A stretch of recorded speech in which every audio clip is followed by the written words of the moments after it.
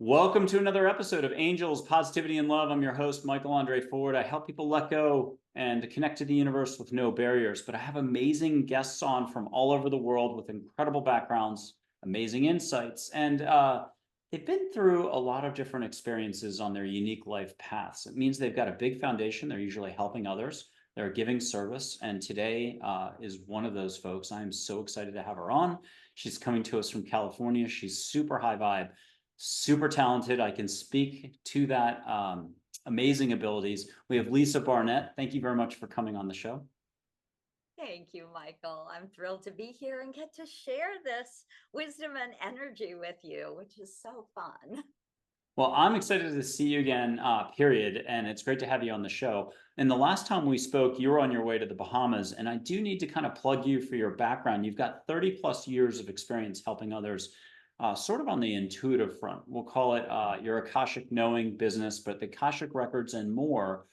You really tap into the universe, the cosmos, if you want to call it interdimensionality or just universal love, and provide people with answers. But more importantly, you help them with their own tools within to own what they've got and walk a smoother path in life. I think that's fair to say. So where can you start us off on how this all kicked into gear for you? How did you learn to own your Marvel superhero skills? What's your origin story, as they say? So I realized that I was back in a body when I was about 3 years old. And I'm sure I was trying to tell my mother I didn't like whatever it was she was cooking because I'm not a foodie. and and as a 3-year-old, I probably wasn't using my words very well. And so I felt very frustrated, like she's not getting what I'm telling her. I want peanut butter, not steak. I don't know. And my memory was actually looking at my hands and thinking, oh no. Like I'm trapped in a body again. And I started to tell her I wanted to go back. And so that, of course, at 3, well, not much I was doing about it at that age. But by the time I was a teenager, I literally decided that it was time for me to start studying spirituality because I knew that I was just more than this life, than this body. And I was really blessed to be born into a very kind of agnostic type family. So my parents weren't religious. They didn't take me to church. I didn't have to believe in anything. So it really left me a little bit on my own. And so I started reading all the weird spiritual books that were coming out in the late 60s, like Baba Ram Dass's Be Here Now and Robert Monroe's Journeys Out of the Body. I was always trying to get out of my body. That was one of my favorites. so so I started studying in high school, went on to study philosophy in university, and just kind of went down that rabbit hole, knowing that that was my path. And of course, because we're humans, um, we tend to take more time than we think we will. And I went down a couple different rabbit holes in my life, but eventually I came back and became an intuitive energy healer and started to hear this kind of big voice that had phenomenal information about people's other lifetimes, other worlds, other dimensions, the plan their soul wrote. And I would think, wow, that's phenomenal information. Who the heck are you? And I finally realized I was tapping into the Akashic Records, which is, the quantum field of information.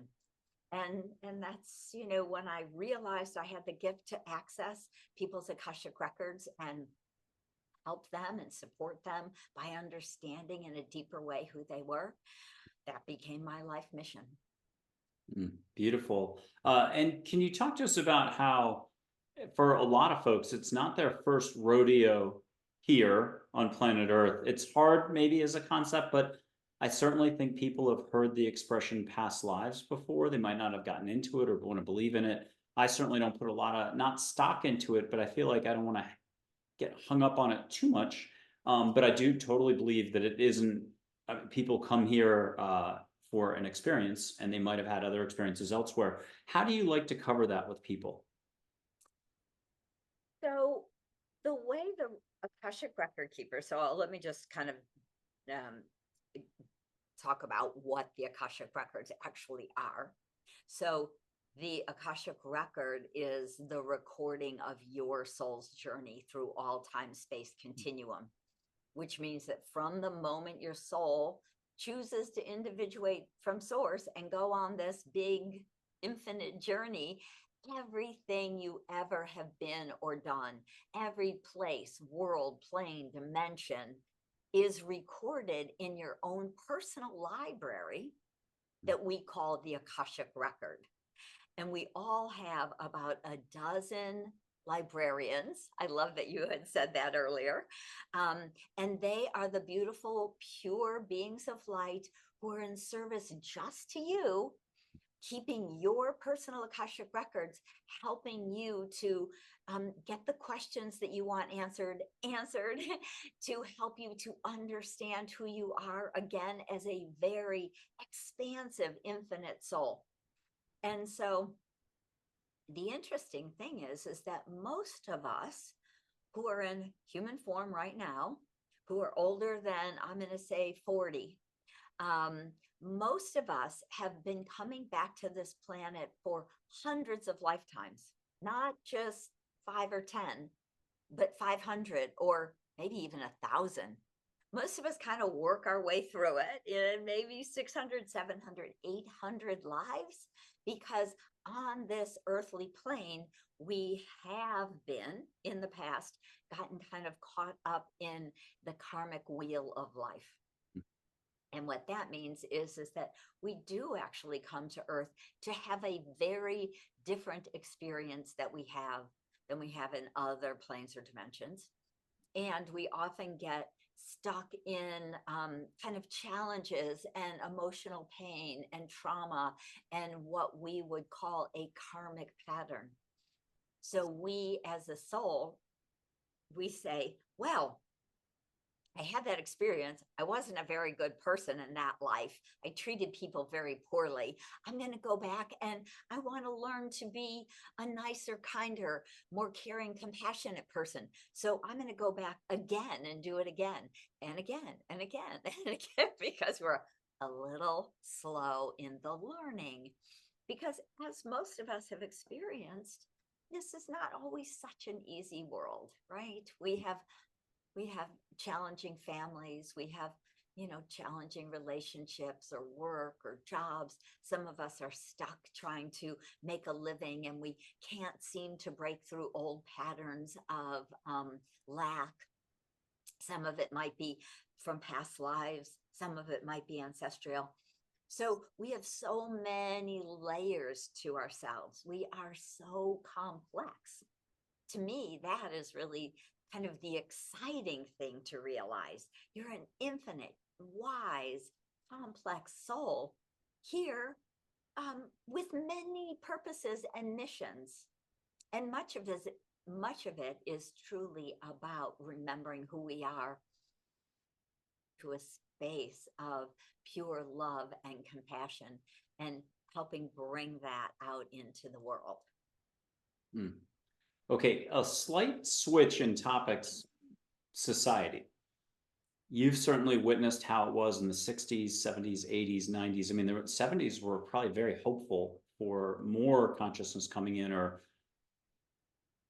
flowering, so to speak. Now we're looking at another one of those maybe 70s moments, but instead of free love and singing and groups of people out there, it's more on the UFO UAP disclosure front, which is really more humanity doing the basic questioning that has to do with the brain. But there's a separate, call it a spiritual awakening if you want, just more consciousness light flooding in. Can you talk to us about your perspective, having seen so much, how you view this push going on now? Absolutely. So back in the 60s, we were just sticking our big toe into the new energy that was starting to come to the planet. right? It was literally, like they say in the musical Hair, the dawning of the age of Aquarius, right? So that was the 60s. So now, 60 years later, we have our whole foot in. Maybe we even are up to our knees. I'm not sure if we're quite that far, but at least our feet are in the water, right? The energy of this age of Aquarius, it's a different energy. And I believe this is truly the energy of being able to create a new earth, step into a place of love, compassion, forgiveness, to really create this new earth. And so 60s, when we started down that road, was a little bit too early, right? So there was lots of beautiful souls who were coming here, who were excited and enthusiastic, and that their mission was very much about waking people up, starting to change energy, and starting to anchor this new energy of the Aquarian age onto the planet, onto the earth. And so over these years, of course, we've gone through all sorts of different levels and layers already. And as we are looking out into the world now, we're still seeing a ton of kickback. There's a lot of rebalancing of old karmic patterns that have been on the planet for thousands of years, right? There's a huge imbalance between male and female. There used to be a beautiful balance and honoring of the divine feminine and honoring of the divine masculine. And over the last 3,000, 4,000 years, that's been really imbalanced. And so a lot of people are coming to work on these big collective soul contracts to help rebalance it, to help raise our own personal vibration. So we're helping to wake up the world, wake up humanity, so that over these next 5, 10, 50 years, we will be able to create a beautiful new world, hopefully within 50 years, living in love. We never know, because we're humans embodied and we have a plan, and it doesn't always work out, which is, again, to me, one of the reasons we come back again and again and again and have hundreds and hundreds of past lives. So because we are infinite souls, we like our projects. We like to come back and help. We like to try and teach and share new information and learn about old patterns that we've been stuck in. And so to me, past lives is never about, was I a queen or a king? Was I rich or famous? It's about, what patterns have I cleared? How can I share that wisdom? Are there karmic patterns I'm still working on that I can complete? And again, very much it's about energetically completing patterns so that they become what I would say in the Akashic Records, if you're thinking of that as kind of a big library of you, is you're completing patterns, you're unwriting old stories.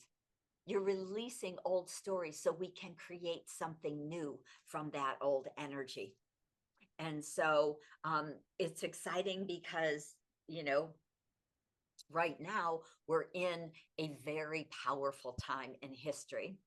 And those of you who might consider yourself light workers, or certainly who are on the angelic path, completely believe in angels and all of that energy, all of that light that you are holding is helping humanity to awaken and let go of old, heavier energies that have kind of kept us anchored, or often kind of stuck in old patterns. Beautiful. Okay, this is going to be a very specific and kind of just not random question, but a good question. Before you come back into a human life, can you not choose a characteristic from a past experience to bring in with you? It could be curiosity. It could be enthusiasm. It could be this. It could be that. Has that been your experience in doing your work to see certain strengths that people have brought in from a past experience that carries into this life? Yes, absolutely. So before you come in, you write a whole plan. So we are these very wise ancient souls, and we say, so when I'm going back this time, I want to support these people. And so you make soul contracts with those other souls who are coming back so you can be in beautiful relationship and supportive relationship. You say, I've honed this gift and talent in many different lives. I want to bring that with me. And for someone like you, it's conversing with the angelic realm. For someone like me, it's conversing with the Akashic record keepers, right? So many of us actually have done this in other lifetimes. We've honed those gifts. We choose to bring them with us. And we have many different, at least a good half dozen or more, kind of very powerful superpowers that we want to bring with us. For some of us, it might be about healing. Maybe we're energy healers, or maybe it's about writing or speaking, communication, sharing the wisdom that we're learning with other people, right? So we have all these different kinds of talents that we do write into our soul's plan before we embody each and every time. And there's a little ad hoc to all this, isn't there? It's not always completely fixed in stone because angels, or whatever we want to call it, light beings, beings of light, our assistants, our guides, our light, can alter your path technically. Now, not some stuff's written, some stuff isn't. You'd have to get to a position of such openness to have that conversation and see what's possible. But can you talk to us about that? We'll call it wiggle room to make it funny. Right. Angels can alter your path. Can you talk to us about how there's some flexibility and fluidity and everything too? Absolutely. So, what the record keepers say is nothing is written in stone. So, if you imagine Hmm. that you're starting a new business, right? And you write out a business plan, and then you find the place and you decorate it, and you start the business, and there you are. And some new person maybe comes in and they say, hey, I'd love to partner with you. I have these ideas. And you go, oh, wow, that's amazing. Let's do that instead. And off you go in a completely different direction. And you forgot your whole business plan for your business that you wrote before you like bought that, brick and mortar building. And so same with our soul contracts. We have big plans. We're these big infinite beings, and what happens is that often we say, oh, I'm going to go down and I'm going to help rebalance masculine and feminine energy. I'm going to help end abuse on the planet. I'm going to help create some sort of healing remedies for cancer and all these different things that are in our world. And then you come into a body and you have amnesia. You don't remember. Now you may, and the way it works out is that we have a fascination, say with science. If your soul came in, you had probably been a scientist in other lives. You were probably, asking to bring in those gifts that will help you be a scientist in this life. You'll probably have the affinity to that. You find in junior high and high school, you're amazing with science, you love it, you're going on pre-med, off you go. And that all is like, isn't that interesting? I wonder why, what drove that person down that road?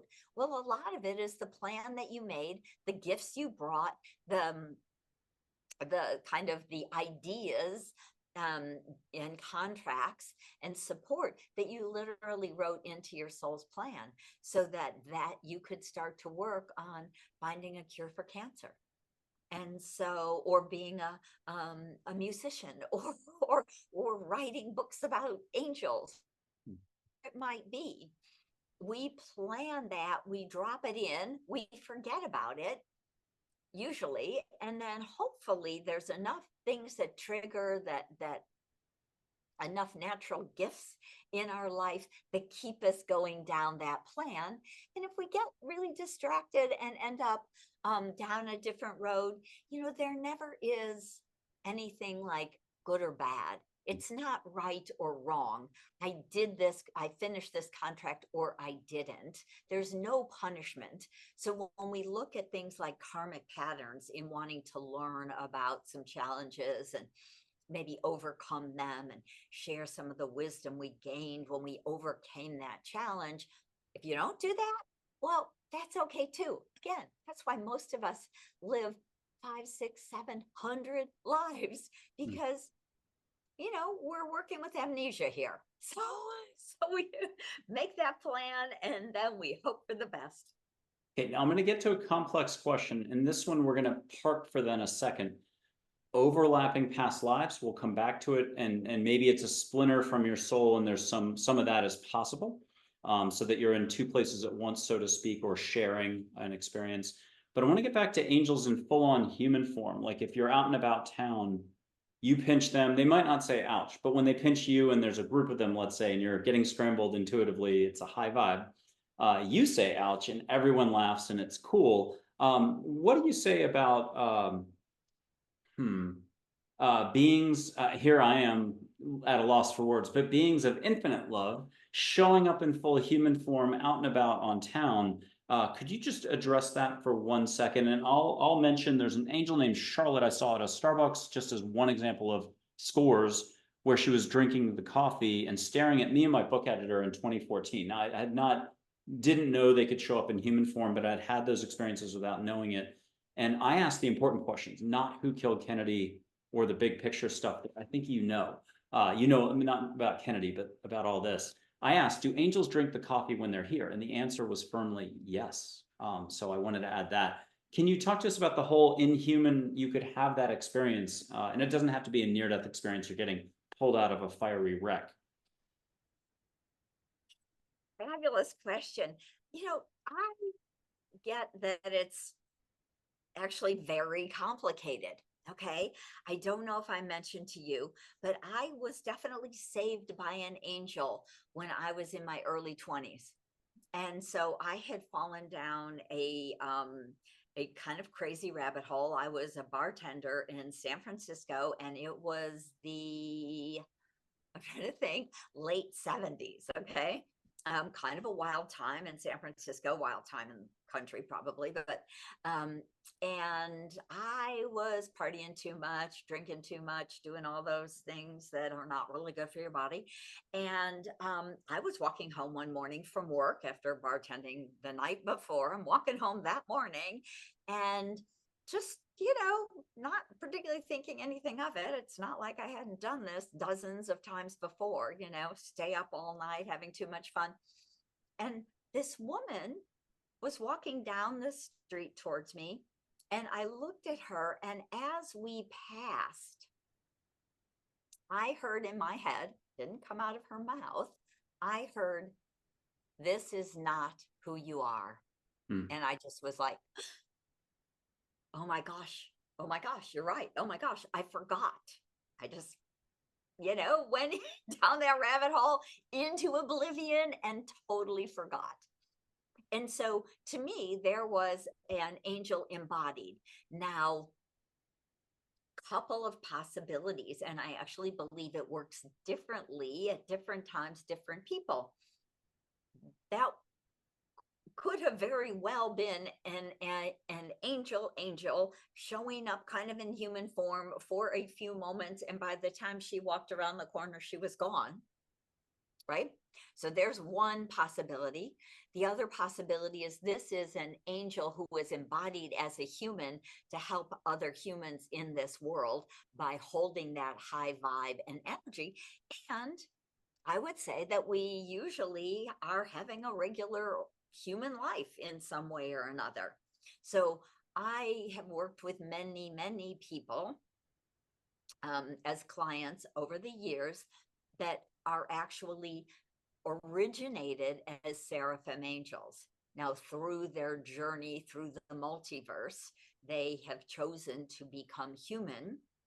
but they often hold that higher kind of seraphim energy and deeper wisdom, and may show up in some ways as a guide of some kind, as an someone who works with the angelic realm, or other kind of possibility, right? I am originally seraphim angel, and I know that you also are very, very old, ancient, big like seraphim. um, and so we are so much more than we think we are. And so those are kind of the two ways that I tend to see angels in physical form.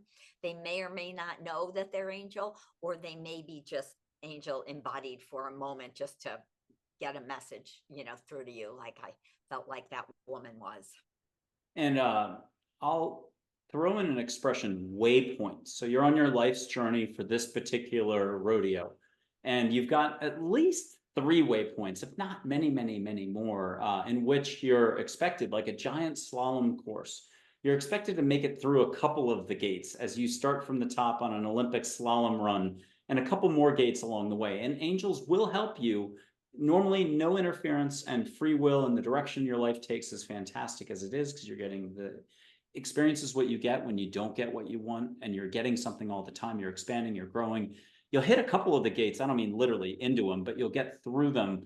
But angels are there to make sure a few of those gates you do adhere to, and they will bring you opportunities and so on, will they not? Absolutely. Okay. Just to remind you, so it could be the stranger walking by saying, hey, that's not who you are, but the lips weren't moving. You heard it crystal clear, and you go, holy cow, I wish I had a V8. And the next thing you know, different direction. With that, they can also alter your path. Is there a way you recommend to your clients? Because they come to you to work hands-on, and you get in there and you look at the different flows going on. You look at the history, you do some deep listening, paying attention. But is there some ways that the average just viewer right now out there can begin to address the universe? Maybe it's dream time, they're going to have the interaction. Maybe they don't know how the interaction, they could just trust that the universe is so big and so good at responding. What's your recommendation to just, and we're already doing this, we're doing one-way energy flows without knowing if we're shooting the ray gun or shooting love out, up here or down here.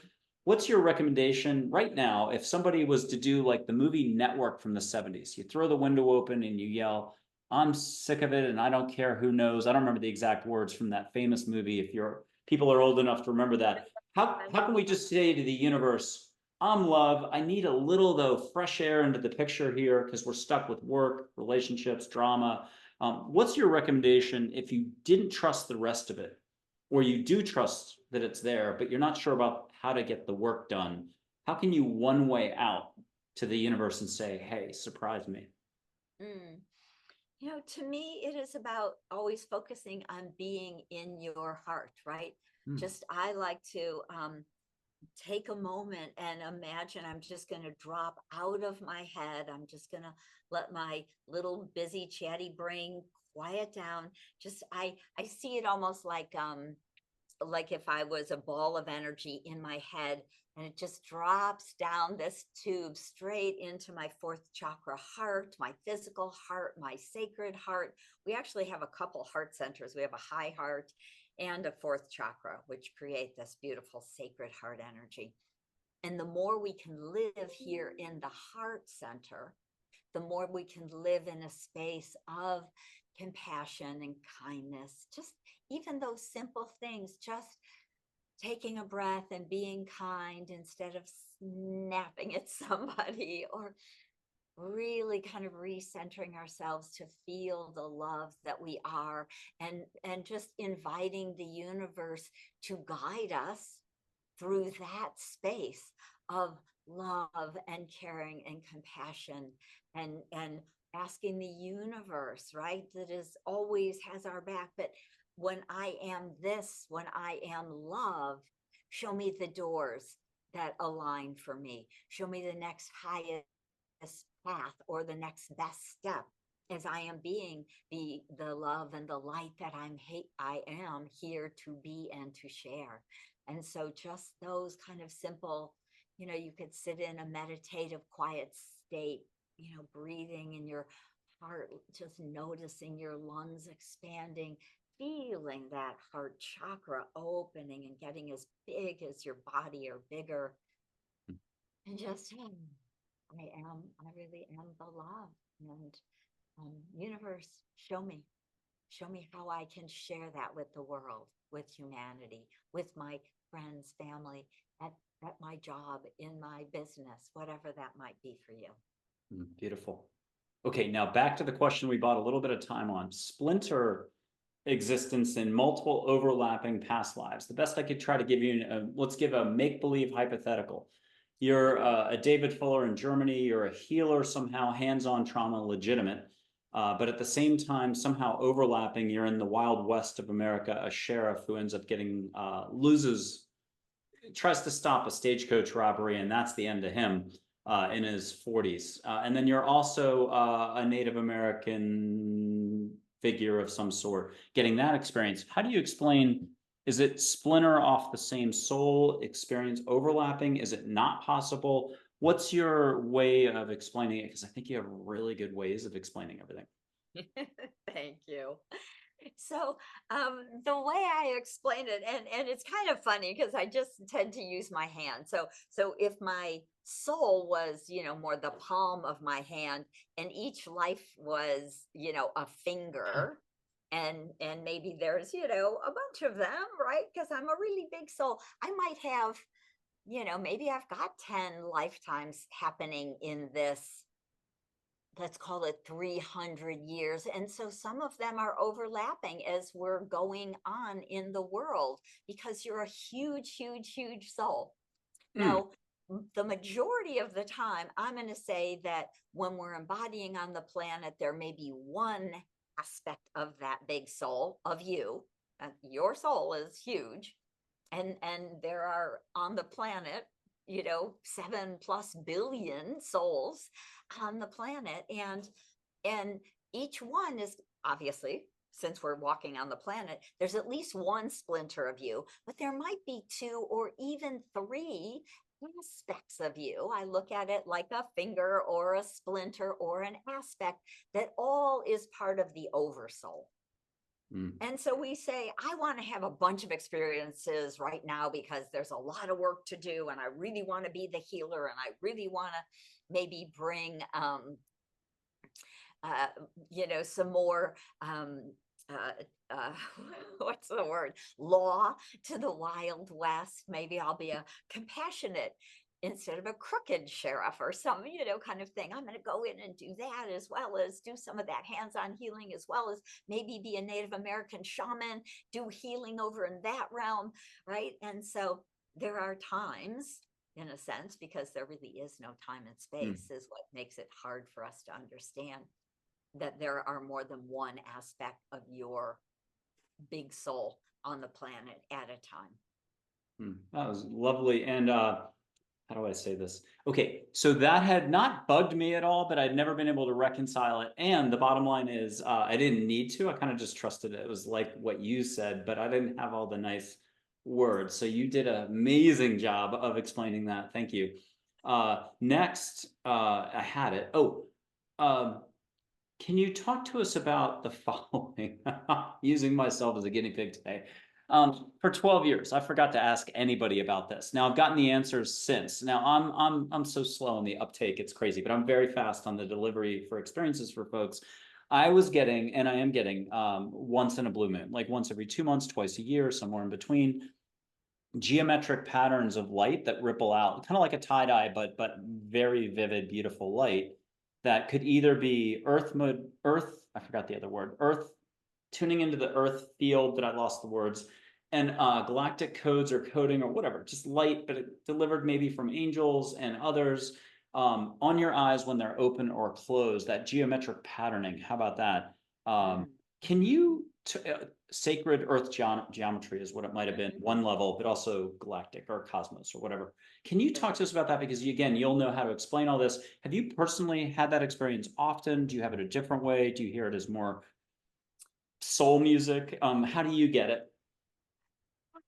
Yeah, I mean, we are all so unique. So yes, absolutely. I was just saying to to a woman yesterday, I think I was saying, it's so interesting. Sometimes when I close my eyes, for me, it's usually when I have my eyes closed, I tend to see kind of like blue and sometimes green or gold bubbles, right? That's my kind of close my eyes at night. I get my little bubbly light show, and that's all lovely. And sometimes, every once in a while, it's like those bubbles um, it dissipate or evaporate, or almost like clouds parting. And underneath that, I usually see, and for me, it's either a triangle or a circle, but it's very clearly gold, and it is bas relief or carved. And I always think, wow. And isn't that beautiful and so clear? And then I immediately go to sleep and sleep really, really well. So for me, that aspect is almost like being called into another realm, to go home, to commute with my galactic counselor, or go back to Sirius, or hang with my angel family, whatever that might be. So that's one experience. Definitely there are codes that come in, and sometimes we see them almost like well, actually, interestingly, like the orbs can actually hold codes. So a lot of the orbs, like Charlotte, these are angelic beings as an orb, but sometimes orbs also hold kind of energetic codes.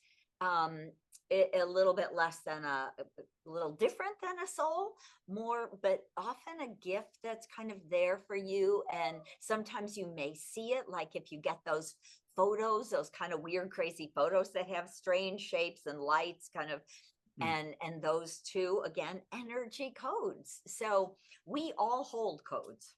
Now, I'm so sorry to interrupt, but this is for the audience, because at some point there's going to be a little bit of a following for this. Not that 2,000 plus subscribers isn't great, and having 152 shows booked into the end of 2024 with Seth Shostak, senior astronomer from SETI, coming in. Oh my God, Mark Anthony, I totally forgot his name, the famous psychic, blah, blah, blah. I'm very excited to have him on board. But this is that public service announcement, plus mentioning what you just said. Please comment, like, share, subscribe, and please note what you've really enjoyed from Lisa. And anything works. What's resonated, share your own experience. This is going to help others see her in this interview. The algorithm picks it up and shares it elsewhere. So I've never done 2 interviews in one day. Today is the day. And I've already had another interview where the person described exactly what you just described about orbs delivering information. And I thought, So for the audience watching, I'm not going to name who it was. You'll figure it out, because it's within 10 to 15 episodes either direction of Lisa's show today. But if you're paying attention, you're going to figure this out. And I did not want to interrupt this much, Lisa. I'm so sorry. Could you keep us going on that track? But I had to mention having 2 guests. The first time I've ever done 2 shows in a day, taping wise. You both mentioned exactly the same thing. And I'll put a couple angel photos up in a second, blow you some sage, and they can do exactly what you're describing, with maybe a message to us all one way, but also for you personally, and you'll only share what you want to share. Keep going with talking to us about, have you gotten help in a pinch with a ball of light showing up? Yeah, well, and so energetic codes, which are a little bit hard to describe, but often it's a almost a remembering or a triggering of something you hold energetically in your body. We can access these very often at sacred sites. So if you've seen people's pictures of Egypt or Stonehenge, or some of these standing stones in the UK, those stones hold energy codes, and we sometimes also refer to them as keys. Now, I've spent the last, I've been to the UK and Scotland twice in the last year, and I have hugged every single, oh yeah, wow, yep. See, that's all the energy that gets activated. I physically hug every standing stone I can. because they're crystal stones. They hold these keys and you download them when you hug them, right? You may have been the druid that built that standing stone or that stone circle, or been there, 300 or 800 years ago and hugged it, or did some kind of energy work with them back then. And so we're reclaiming information and energy. We have that. And so in that kind of way, with all of those orbs in that pictures, we can actually take them in and send them back out again. So the orbs, the codes, the beings of light who are in those orbs also are coming to share in the fun, in the excitement, in raising the vibe, in all of those things. And so so it's phenomenal. And you may get a message or just right, a download, a knowing. I was a couple weeks ago, I took some friends of mine up to the big redwood trees in Northern California, and they had never been there. They were from like New York. And so they really wanted to see the redwoods. We went to this beautiful old growth redwood tree, and you could see faces in the many of the photos. There were orbs. There was actually a whole thick swath of light, like looked like moving through. It was, like this whole energy being there. And again, there's a name for it, and I'm like, I'm drawing a name, a blank on the name, but they're kind of like the Divas, sprites, elementals. well, no, they're more like a kind of a guardian or a deity, or a guardian. There's something else, but anyway, but yeah, they're the different kind of guardians of these trees, or they are actually, yeah, they could be. You could look at them as a tree elemental, or these beautiful beings. These trees are alive, right? They have souls and spirits. And so it's an amazing world we live in. We have these guides, in these angels, in the trees, in these rocks and standing stones, all over, and so many things.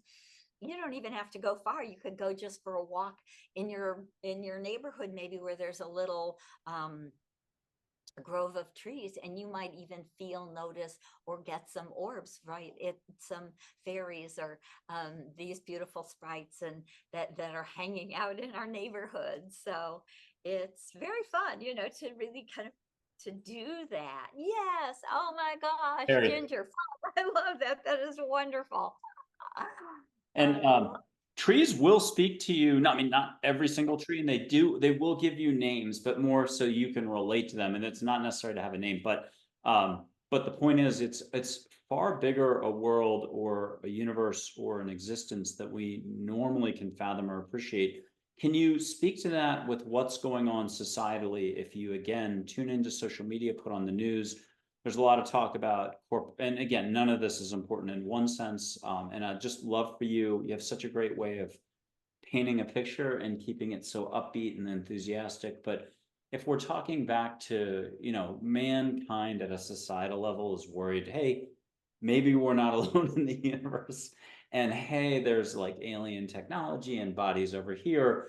It's a much bigger picture, because it's almost invisible, the cosmic love coming in, and this huge crowd that's not going to ever get talked about, really, and the ability of everyone just to open up. And I'll add just a little gasoline on the fire.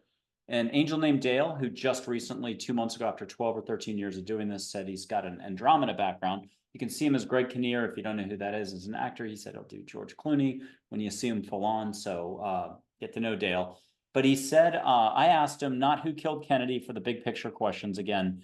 I asked him, how fast for this whole mankind upping their game for consciousness could it happen in a perfect world? Not that it isn't perfect how it is.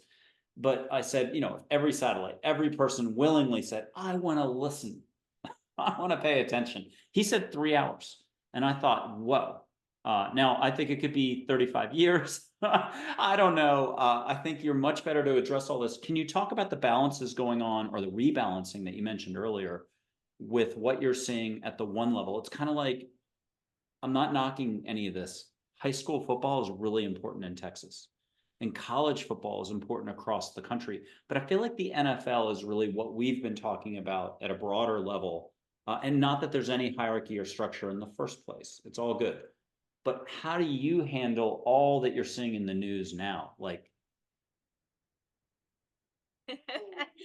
Well, the way I've handled it really for the last 25 years is I do not watch the news. I know. I do not have a regular TV channel. I watch movies and I watch Netflix and whatever. But I avoid that because I know that energy, that fear, all of the low vibrational emotions just drag us down. And we're here to fly, to lighten, to raise our vibrations, to raise our frequency, to be the love, right? And if you look at, just so kind of give people a reference, there are scales of emotion. Say you go from 0 to 1,000. 0 is shame, blame, guilt. And then up at 75 is fear and jealousy. And it's not until we hit like 200 that we're kind of moving into a place of neutrality. So most of humanity is living under 200, but love is at 500. And joy is at 600, and enlightenment, right, becoming a very consciously aware being of much greater love, is from 700 to 1,000, right? That's what we would call waking up or enlightenment. David Hawkins? Is this David Hawkins a little bit? David Hawkins wrote Power versus Force, and so he writes a whole book about it. But I know that a lot of different people have spoken over the years, and about these, about, because it's a real thing. It's not just one person's idea, and so when we live in fear, when we live in anger or guilt or shame or blame, any of that, we're holding ourselves down. So I always just say, let's do everything we can to raise our vibration, to laugh like your great dad jokes, to live in our hearts. Again, love 500, right? That's a high vibe. To be the love, to be helpful and kind and caring. Right there, you're like 300, 400, 500, 600, joy. You're changing people's lives just by being that for yourself, and that ripples out and changes the world. So what we're seeing a lot of in the world is these old low energies. And what the record keepers often say is that until we see it and acknowledge it, it's hard to change. Until we really started to name the fact that we have a very dysfunctional masculine feminine balance in the world. Men still make more money than women, usually 80% of the time. And on kind of in so many ways that 90% of CEOs of corporate companies are men. Really? Are women don't have those gifts or those abilities, or not smart enough, right? So over hundreds and hundreds of years, we've created these kind of structures and patterns. And so as we can start to see it, we see the dysfunctionality, we see that, and we can change it. We can say, we really do want to work on balancing the financial aspect of women and men working. We want to balance the women CEOs compared to the male CEOs. We start to balance it up there, and balance it in your relationship between you and a partner or a spouse or a child, whatever, male, female. And within yourself, we hold both masculine and feminine channels in our body. So everyone has both male and female in your body channels in your field. So, we can start balancing ourselves. That's the place where we start. Many people are doing that in so many different ways, in your relationships, in the workplace, and out as it starts to ripple. And so I agree. If everybody could immediately go from a low vibe of under 200 and bounce up to love at 500, I believe we would just flip the world in a great way, right? If everybody just went into love and shifted their consciousness, it would take whatever moments.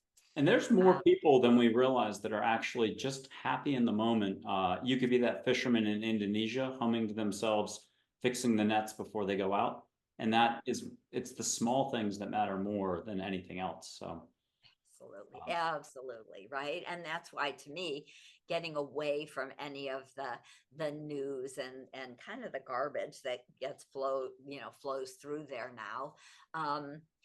Why bring yourself down? Why bring your energy field down? It's a lot harder to work our way back up than just to stay up there, at love or above. And, you can do that in nature. Go out in your yard, hug a tree, yep. sit under a tree and feel the love of the earth. We're sitting on a conscious, sentient being. Our planet is actually an aware being, just like a tree is. Right, just like our fur babies. I hear mine over there. Kind of, she's very, very old now. My poor little fur baby's almost 17, and so she's blind, and she'll walk around and she'll bump into a wall. She'll be like, "Oh no!" So I have two fur babies in a back room right now to not bark at UPS trucks. right. I've got a lighter in your color, Nice. and I've got some sage. It's a staple of the show. So if it's your first time viewing, first of all, again, click like, comment on something that Lisa has said, Lisa Barnett, and just share what you've really enjoyed about this. I'm going to light some sage. If you're like that 50-year, 30-year veteran intuitive, some people start tasting it right away. There's no one way. It's what Lisa said. No time and space, really. It's why through 2 screens, no big shakes, no big deal. And by the way, on that last answer, you hit the ball out of the park. It was a grand slam. You knocked the leather off the ball. But when they retrieved the ball, it was brand new, mint condition somehow. Great answer on everything. I love mixing metaphors. Okay. Catch some sage wherever you are, red-tailed hawk feather. So from Texas to California, in theory, you're getting a little bit of sage, but why stay with linear? And the universe is so big, the cosmos is big. Call it interdimensional smelling. Ask for flowers from your angels, your crew. Ask for ocean if you want to get Kanapali Wailea or you want to get Cabo on the air, something that you couldn't have out your back door and you miss the ocean. Get 3 layers or levels of, we'll call it even healing. You got a little sore from the gardening yesterday, ask for some healing. If you don't ask, you don't get. It's like a, what am I supposed to say? A date, a raise, or a something, a vacation. And what are you getting, Lisa, in good old California?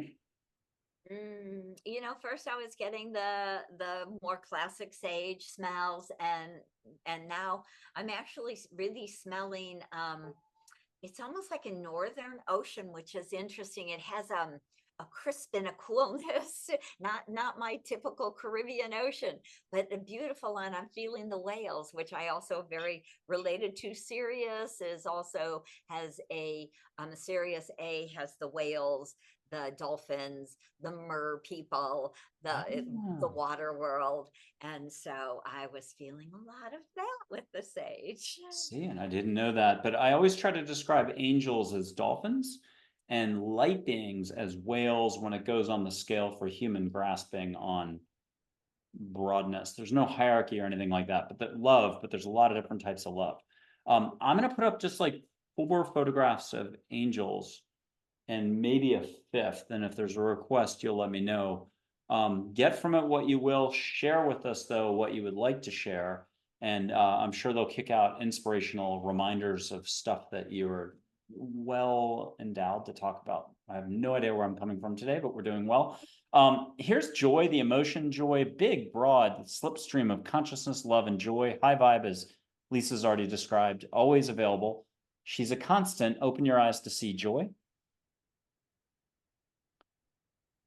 And people at home can smell flowers, ocean, see pink light above them, around them as glitter in the air, and you're not gonna have to vacuum or sue me the next week for carpet cleaning. It's just gonna be angel light, sparkly light, cosmos light, whatever you want to call it. Lisa, what are you getting from joy? I actually just saw I saw her here in my house. I saw like a light fly through the room, and just giggles.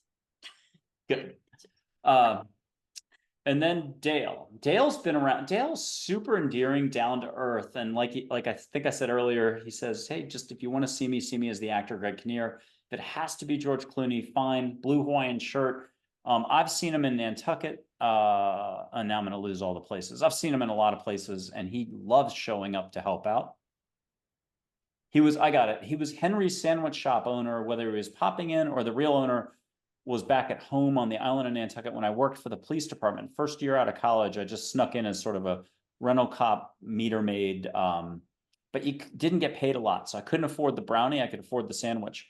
So the sparkly eyed thin version of Santa, the guy whose name is on the business, winks at me as the owner. He can do anything he wants. He grabbed the brownie and shoved it into my bag of paid food, winked and sort of wished me a good day. And I remember munching on that brownie 15 minutes later under a tree and just being the happiest ever. And that would be Dale popping in to deliver a brownie, not once, but twice that summer. You don't have to get a brownie, but Lisa, what's Dale have as a bigger reward than a sugary treat? I get a lot of very expanded consciousness. So Dale really wants us to kind of wake up and think out of the box is what is, and that's a huge gift. That's like even more exciting than a brownie.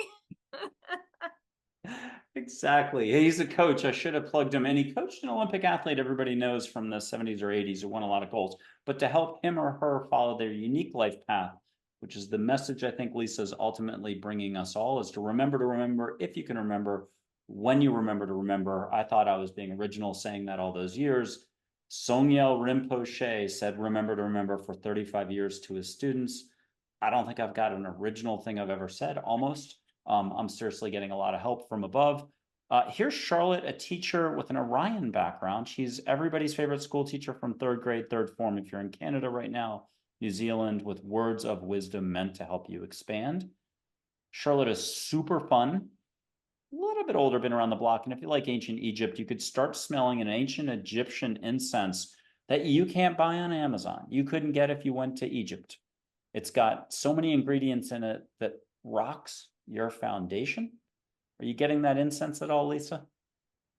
Yes, and it really is interesting. I have some ancient Egyptian golden oil, which is an ascension oil that I love and often use. So I feel like that is very related. Charlotte's like, don't forget to put that on more often. Goodness. And right, keep accessing those ancient gifts. And so that is very fun and beautiful. I'm going to grab my little pup so I can just bring her out here and share her with everybody. And Okay. let me just... And for folks at home right now, you could put your hand out for Min, an angel who's very watery. Feel what you can feel on your palm. If you want to catch the smell of an ocean, you can do that as well. And we're back with Lisa. Yay. Okay, who's the pup? Her name is Zizi. So she's my almost 17-year-old little Maltipoo. So she just has kept me company for 17 years, and she's still hanging in there and just sharing my day every day, all day, sharing my nights, always. Just my own little angel in a little fur baby body. I have a pooch named Joy who's blonde, like a retriever blonde, but with some Pyrenees in her. She's named after the angel Joy. Aww. And she's been on my Facebook posts and stuff like that, so people can see her jumping around. One last angel for you, Min. She's light waves of energy and water, I believe a serious background, as you just mentioned, and soft-spoken professor. My guardian angel, but plenty of other people's guardian angel as well. And one would-be guest said that that was Mother Hawaii as she knew her. She definitely has a touch of Hawaiian spirituality in her. It is what it is. Catch the scent of Hawaii. If people know Wailea, Kaanapali, wherever, it could be any other body of water. What do you miss? Let her bring it to you. And Lisa, what does Min have as a reminder for us all? You are so much more than you ever imagined, is what I'm hearing Min say. And she's laughing and saying, remember that life where we were mer sisters, right? We were mermaid sisters, and you are all so much more. So again, kind of what the um, more general bit of information that I'm getting from all of them is right. Open your eyes, open your minds, think out of the box. You are beautiful, huge, ancient beings of light. Own it. And then it will be much easier to hear us, see us, know us, feel us. And I get that also from the Akashic Record Keeper saying the same thing. We are here in service to you. Open your hearts to us, and you will hear us really often claircognizantly. We have clear knowingness through our heart center. Hmm. And that's where many of our messages come from, right? I We love just it. know it. Yeah. I'll try to make the point. There's no one way about this. Like basic listening, basic feeling is what you're doing. You're doing basic stuff out of your heart, but your unconsciousness, your psyche, your ego, whatever we call it. I had another word. Is kind of restricting it. So you don't give yourself any credit daily. You're already there. You just have to pay attention a little more, give yourself a break. Here's Charlotte and Joy's original photos, but there's no one way for the photos. I wanted to show them in metallic balls of light, daytime shot. Cover of my book, Listening to Angels, that they wrote. I just saw balls of light as I was typing, but the blue is Charlotte, the whitish is Min, just a different way. And they've, I think, done a stint as humans together here, according to them. And then I did want to just show Min a third way, and this is on all of it is on my website somewhere. But here's Min a different way. I always joke when they overlap, it's the angels putting their wings out, just saying hi in an extra way. And that's Min just a different way. So there's no one way about photos. Skip the photos. If you really were gung-ho and just here, you can look out a window and see, or do it in dream time, or do it with your eyes closed. I know a lot of people these days love to sit like this and do, is it third eye? So like a Hollywood, what do they call it? 1950 drive-in theater. Let your eyes be the theater and let them just show up. But if you need to listen to music first, take a nap, meditate, go for a run, and be relaxed. Cold shower, hot shower, pool, whirlpool, anything. Touching water is a great reset. Maybe you could do a few final reminders for us. I'll give you a quote from a NASA astronaut, Story Musgrave, but can you use this quote as a launching pad, as a reminder for how we can get out of here to get to here? And the quote is, getting out of the comfortable path, that's what exploration is all about. Story Musgrave, NASA astronaut. I love that. Yeah, I love the kind of easy things, right? So the Akashic Record Keepers have they've given me a whole way to teach people to access your own Akashic records. So if people are interested in that, I have written 4 books about the Akashic records. You'll find them all on my website, which is akashicknowing.com. But lots of guided visualizations, like just again, kind of that ball of energy dropping out of your head and into your heart and feeling that open and expand. Hugging a tree, being in nature, just sitting quietly with your fur babies and just feeling that love and letting that expand in your physical body and your energy field, right? We have huge auric fields and energy fields around us. And so filling our physical body and our energy field with the highest golden light, the highest Akashic wisdom of you is another way to really own your space and see, feel, no more who you are, what you are, right? Because we often take on so many other people's energy when we can fill ourselves with our highest Akashic light and our highest soul energy. Then it's easier to kind of differentiate and get those messages. So lots of kind of simple ways to talk to your angels, to start to talk to your Akashic record keepers, your higher self, right? There's lots of wisdom in our multiverse for us. So yeah, just give it a try. Absolutely brilliant, Lisa. Before we completely sign off here, one last act, if you wish. You don't have to say yes to this, but I'm trying to think of the words. It's angels and other loving beings really running this show. But I would put my hand up, only my highest intent, not my bill paying side, my fun side. You would put your hand up, the same thing, just your love and above side. We would connect through two screens, just feel each other's energy, and I'll whoosh you rainbow light 3 times, low volume, medium volume, and then a big whoosh. But it's really angels doing the whooshing. On the third one, I might blow through the microphone down below and you'll catch a little Hawaiian breeze or somewhere else, Mexico breeze. So for the first, and it's okay, permission. Okay. Rainbow light to you, a little whoosh and to the pooch. And it's angels doing this, but at home you could put up 2 hands if you want. Feel what you can feel. Don't judge. Just have fun.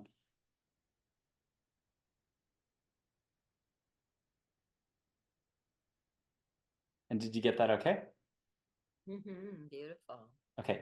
Second one, if we can turn it up a little, but can we turn it up, not time-wise, I don't know the word, cosmology-wise? So maybe tapping our pasts abroad, we'll say, to keep it easy. We'll go medium. And if anyone has anything that they really do need help letting go on, let the universe come in and take care of this. It might take a couple nights. If you're just gung-ho, you'll get rid of it pretty quickly. You might yawn or tear up a little, but send it out over the ocean. Don't send it to Lisa. Don't send it my way. Just get it out of your presence. Okay, second one, here it goes.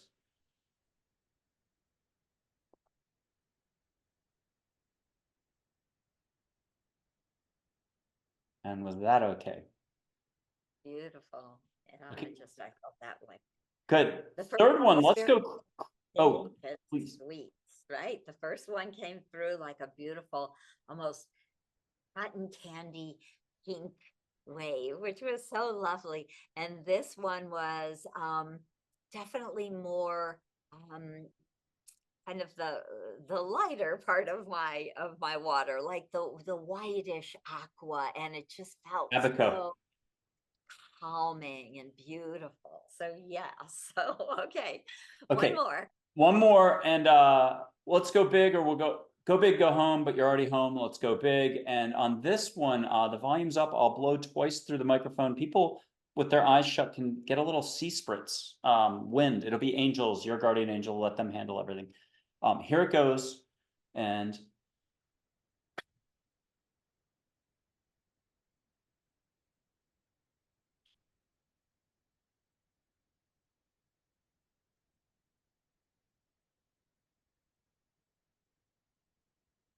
And how was that one?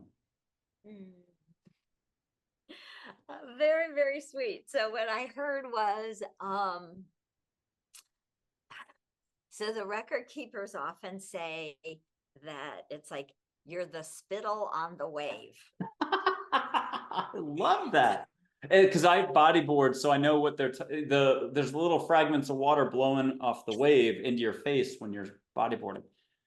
Right, exactly. So it's almost like all of us, all of you light workers out there, right? We're really here to hold the light. We're not only part of the first wave. They say sometimes you're the spittle on the wave. You're the first of the first droplets of that first wave. So we're really here to anchor all of this energy and all of this light on the planet by being it embodied as humans right now, and sharing that with the world, with our families, our communities, our friends, and so that we will be able to transform the world with ease and grace. Lisa, thank you very much for being on Angels, Positivity, and Love. I don't think I've enjoyed a show as much as today's, and I've enjoyed a lot of them. I want to just thank you deeply for having come on. I'm just honored, so thank you. Oh, thank you. I had so much fun sharing and being with you, and thank you everyone for listening and holding the light for humanity. You really, really are making a difference.